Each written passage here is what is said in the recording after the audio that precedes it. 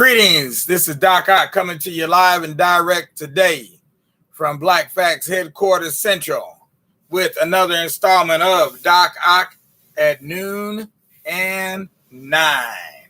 Let's get it on. Today's proverb is, wisdom is like mushrooms that come after you've finished eating. Wisdom is like mushrooms that come after you finished eating. Just a little bit too late. And that poem is from the land of Nyasa, otherwise known as Nyasaland.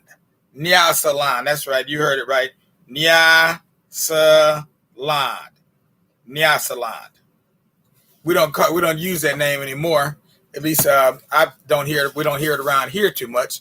But if you look it up, Google it, you'll find there's a area of the world that has been known and may still be known by some people as Nyasaland or Nyasaland. Poem for today: Southern sound, a brooding under blood. Southern sound, a brooding under blood, from The Eye in the Ceiling and the Mind of Eugene Redmond, poet Eugene Redmond. Southern sound under a brooding blood, for Charles Rowell after the summer of 1971 down in Baton Rouge, Louisiana. Creole collard greens and hoodoo hymns against the gumbo sky. Soil song, spoil song, Dixie chant is black road to steal a hammer mountain. Deep South ritual is discreet strength. Dark lore is harp dance and a lyric field. Spoil song, soil song, fat back, hog jaws, and juju.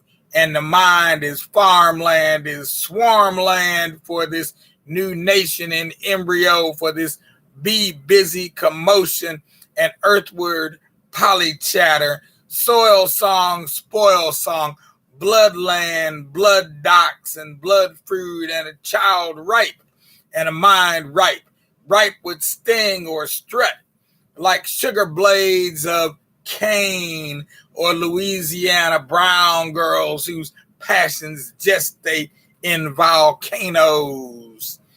Hesitate under quiet cotton colors. Spoil song, soil song, Dixie chorus, and an African call. Watusi, greening with up songs, hoodoo hymns in a lyric field against a gumbo sky. I thought that was somewhat appropriate to end our foray into the South as we end our time in Alabama with the Crosbys. I call this section Life at an HBCU. Life at an HBCU. And mind you, life at an HBCU has not changed all that much since way back when. I began asking myself if I had put my family in a situation that would prove right. So we're at the part where he's talking about how about the books. No, excuse me, about the students who were not up to par. Matter of fact, they had failed.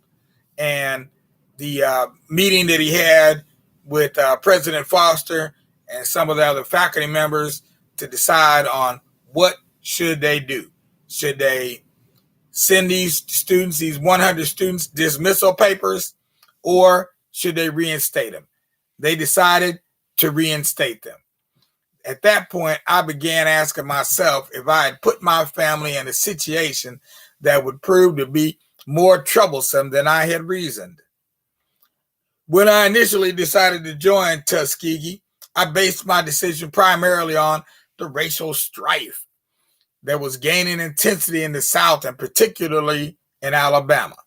Moreover, after my meeting with President Foster and a small number of faculty, I encountered another aspect of what seemingly defined Institute's culture, Tuskegee Institute's culture. Yeah, Tuskegee Institute's culture. Defined the Institute's culture. I can do it that way. As I had observed it, Tuskegee's foreign language section had finally received a grant, allowing it to install a somewhat primitive language lab. Dr. Walker informed me the lab would be under my administrative control. He then provided me with the lab's limited specifications. I learned the lab would be quite small and in reality ill-equipped. Better than it was, but still small and ill-equipped. I had worked in Kent State's language lab as a graduate assistant in the 1950s. I had additional lab experience at Hiram College. So I had a good idea of how a brand new 1963 vintage language lab should be outfitted.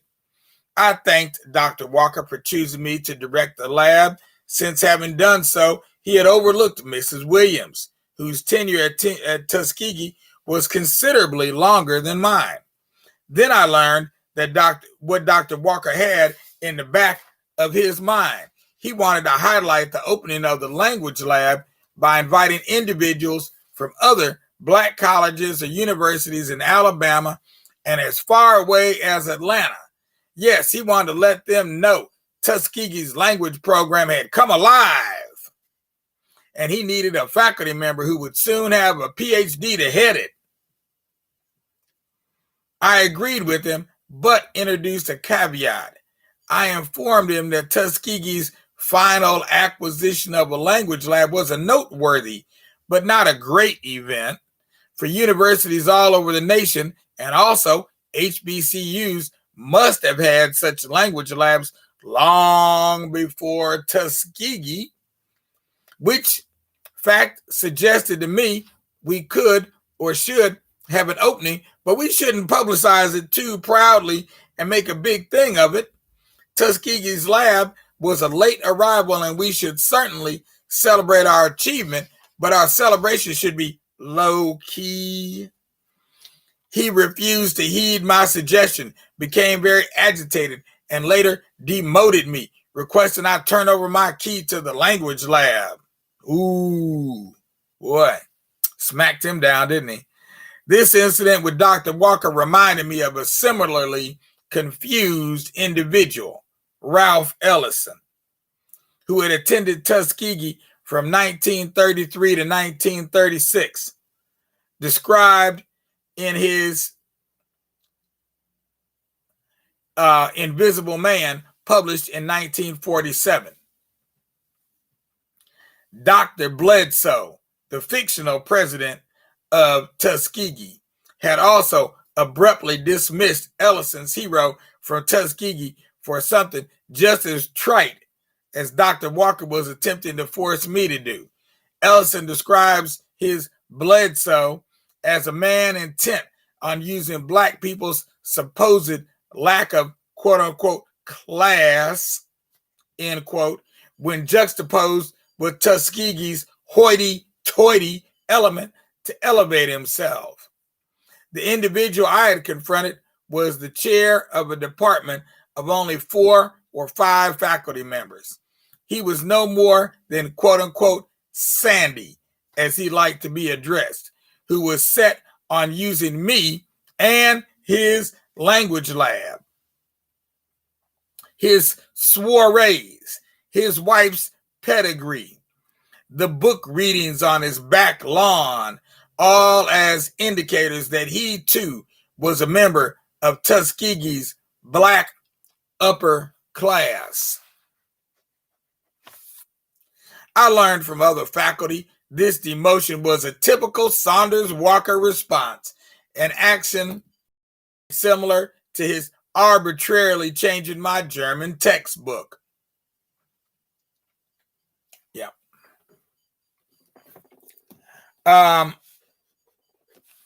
This time, I thought he got my message.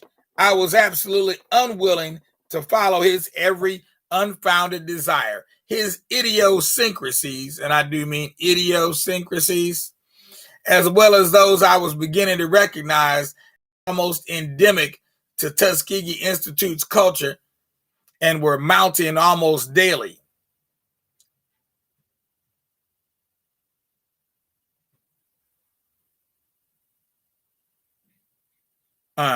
Okay, that part's questionable. Not long after I arrived at Tuskegee, I met Dr. Paul Puryear. Paul had been on the faculty since 1960, taught political science, and was the department's chair. He also administered the George Washington Carver Museum. Upon meeting him, he invited me to his home. This was the first time Puryear and I had an opportunity to hold a casual but meaningful conversation.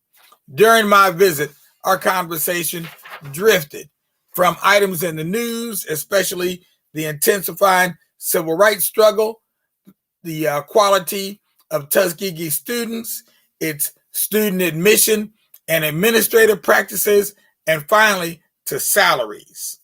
A typical conversation for faculty everywhere, and certainly for novices who had just arrived on an HBCU campus. During our conversation, I learned for the first time when Tuskegee's contract year started and ended.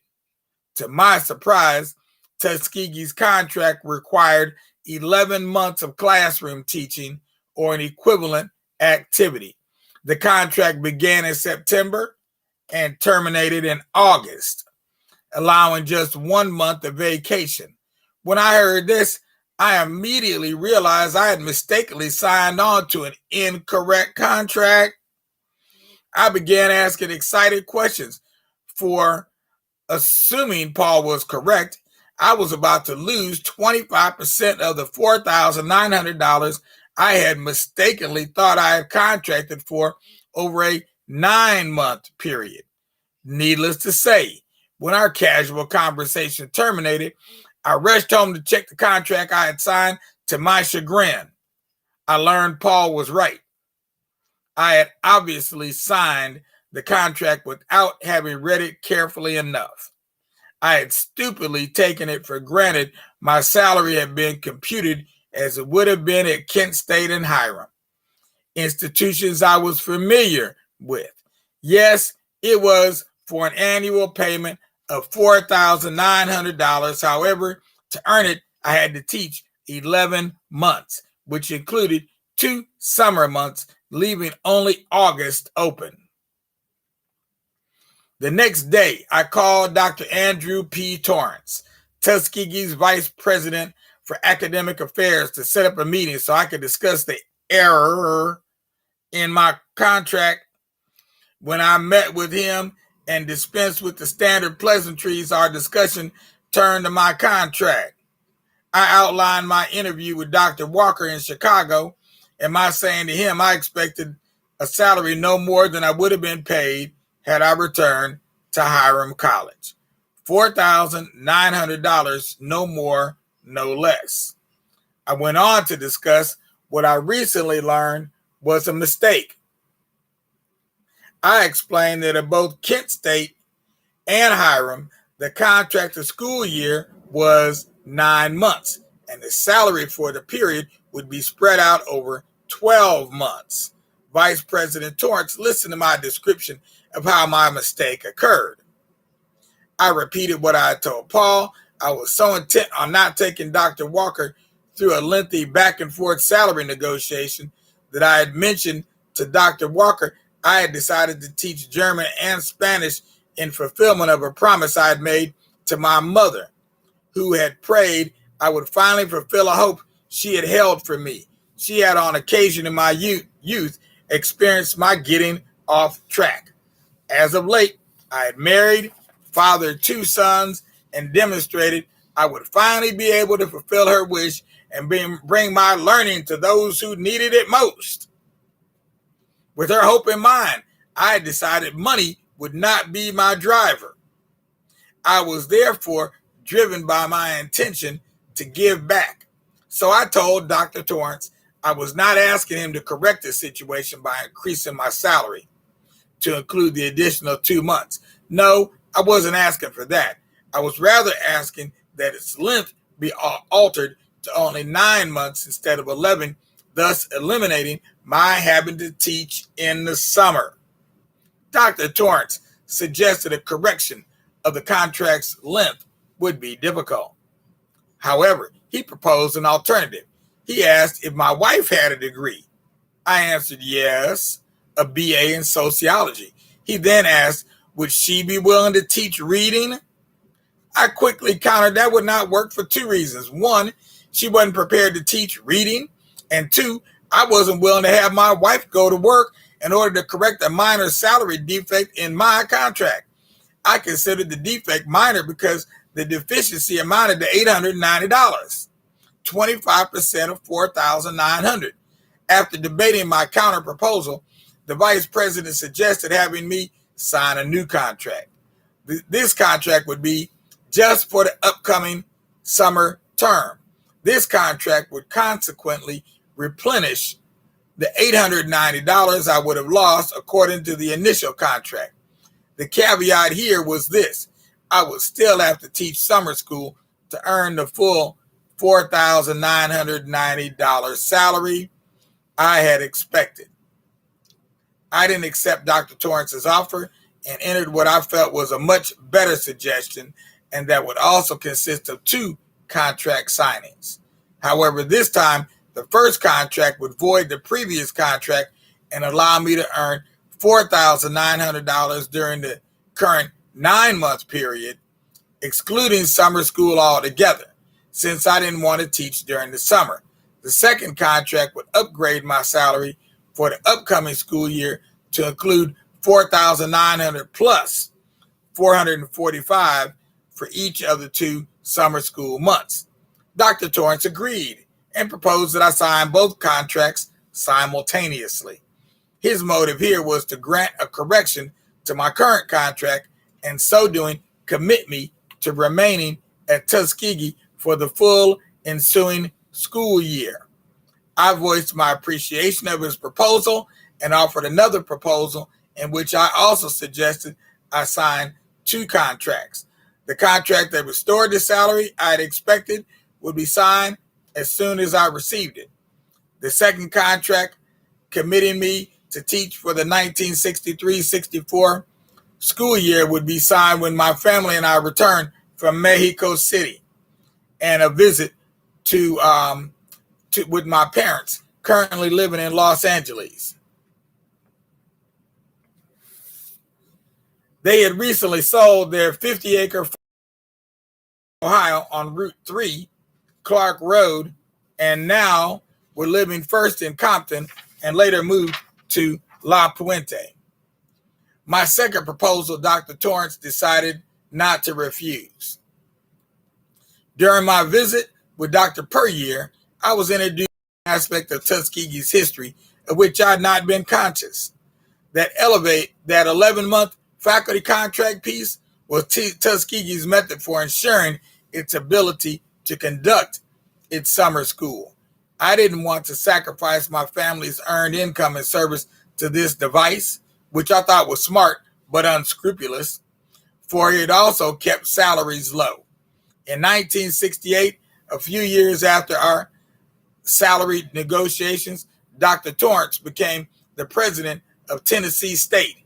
His 5-year tenure at TSU was filled with vicissitudes of litigation leading to the merger of Tennessee State and HBCU and the University of Tennessee at Nashville.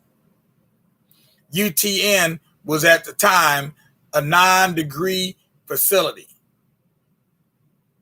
The University of Tennessee at Nashville was at the time a non-degree facility with a predominantly white enrollment of 1,700 students, specializing in evening education for working adults. This merger of an all-white institution with an historical black college and university was fraught with the turmoil of litigation that should have been expected when a black university that had been in existence in the South since 1912 was merged on July 1st, 1979, with the University of Tennessee at Nashville, the former traditionally white institution that had at the time no more than 1,700 students. The HBCU, Tennessee State, had considerably more students at the time of the merger. It, however, in accord with the problems that attend integration, tragically no longer exists. My wife and I discussed our future as we set out for La Ciudad de Mexico. We didn't know how to remedy our situation. However, should we stay at Tuskegee or make a hasty retreat back to Hiram College? I'd already fabricated the story I would tell Dean Prim when I requested to return to Hiram. We continued periodically trying to figure out our next move all the way to Mexico City, to LA, and while we were driving back to Tuskegee.